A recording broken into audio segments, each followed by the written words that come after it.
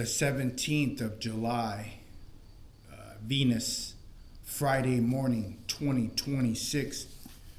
A brief reading from the Common Buddhist Text, Guidance, and Insight from the Buddha. Chief editor of this compilation is Dr. Maha Dhammakosajan. We are currently in chapter 11 on monetistic and lay disciples and noble persons from the perspective of the Theravada tradition. We left off on how monks should relate to food. This is cited from the Giri Sutra, Majjhima Nikaya, Volume 1, 473. The first passage on avoiding an evening meal is expressed in the monetistic code. It's not eating afternoon. This is from the Vinaya Pitaka 485 to 86. The second passage is on the right manner of gathering alms food and the attitude to it. On the occasion, the Blessed One was wandering in Kasi country together with a large sangha of monks. There he addressed the monks, "Thus I abstain from eating an even meal. By so doing, I enjoy health, strength, and comfortable abiding. Come, monks, abstain from eating an evening meal. By doing so, you too will be free from illness and affliction, and you will enjoy health, strength, and the comfortable abiding." Giri Sutra, Majjhima Nikaya, Volume 1, 473. The Dhammapada 49 and 366. As a bee gathers nectar from a flower and leaves without damaging its color or fragrance, so should a sage wander for alms in a village. A monk who does not despise what he has received, even though it is belittled, who is impure in livelihood and unremittent in effort, him even the gods praise. Unenlightened disciples still have work to do with diligence. Monks, I do not say of all monks that they still have some practice to do with diligence, nor do I say of all monks that they have no more practice to do with diligence. Monks, I do say of those monks who are arihats, with intoxicating inclinations destroyed. Why is that? They have done their practice with diligence. They are no more capable of being negligent. Monks, I say so of those monks who are trainees, whose minds have not reached the goal, and who are still aspiring to the unsurpassed security from bondage, that they still have some practice to do with diligence. Why is that?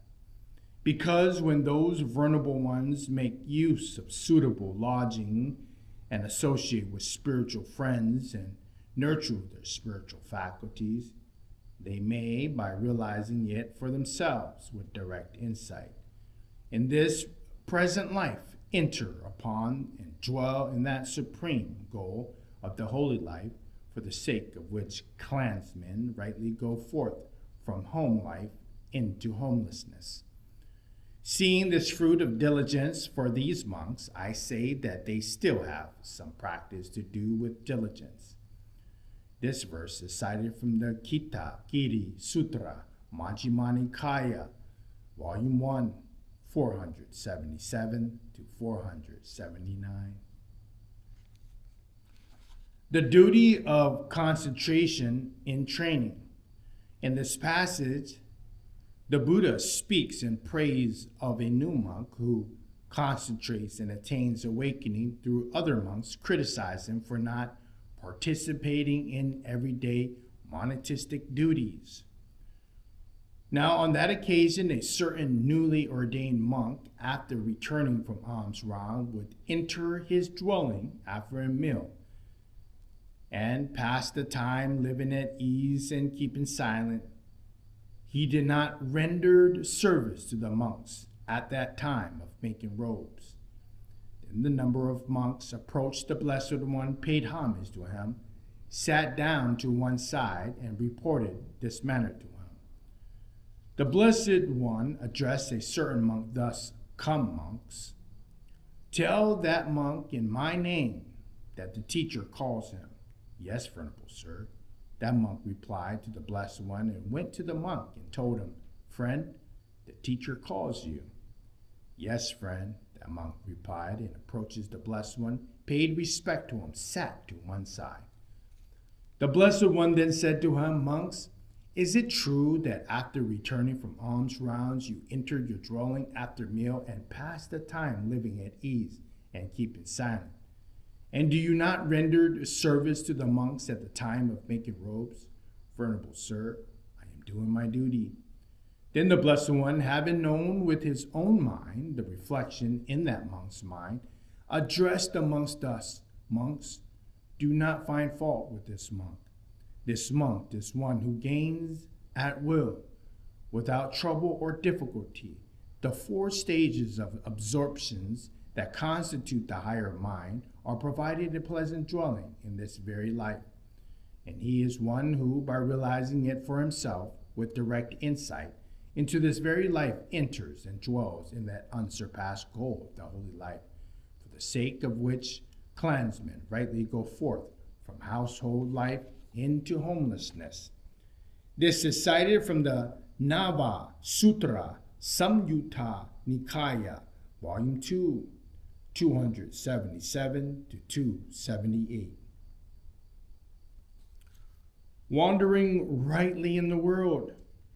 A monk should wander without grasping or holding on at anything or anyone, being like a lotus leaf which water does not stick to the roots and rolls off. For whom the omens, the meteors, dreams, and signs are rooted out, said the Blessed One. Whose stains of the omens were completely forsaken, that a monk would wander rightly in the world. A monk should cut off his attachment to the pleasures of the senses, both human and divine. Having gone beyond any way of being, identity, having understood the Dhamma, he would wander rightly in the world. Having put slander behind, a monk should abandon anger and unkindness with compliance. Having discarded opposition completely, he would wander rightly in the world.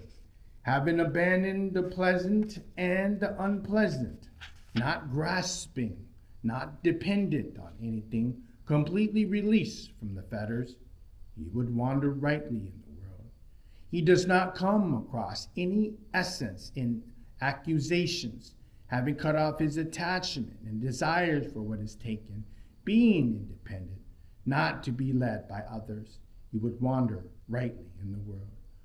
Unopposed in word, thought, and deed, rightly knowing the Dhamma, desiring Nibbita, he would wander rightly in the world.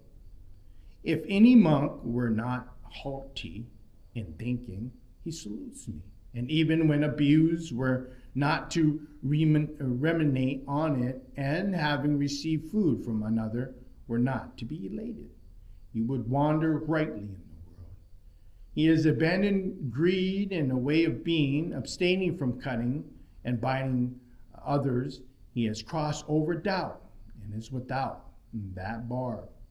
That monk would wander rightly in the world. Knowing what is appropriate for himself, a monk should not harm anyone in this world. Knowing the Dharma as it really is, he would wander rightly in the world.